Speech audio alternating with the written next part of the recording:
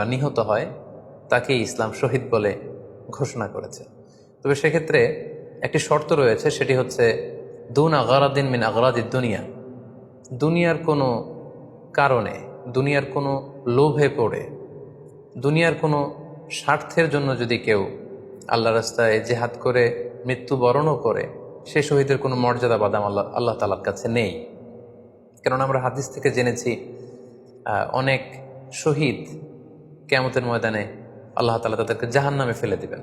আল্লাহ বলবেন যে তুমি তো দুনিয়াতে জেহাদ করেছিলে, যে মানুষ তোমাকে বীর বলবে, মানুষ তোমাকে সাহসী বলে ঘোষণা দিবে, বাহাবা পাওয়ার জন্য তুমি জেহাদে অংশগ্রহণ করেছিলে এবং সেখানে নিহত হয়েছ।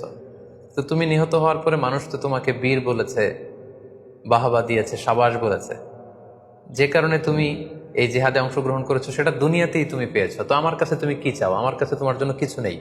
গো টু দ্য হেল ফায়ার, জাহান নামে যাও। তাকে আল্লাহ তাআলা উপর করে জাহান নামে নিক্ষেপ করবেন।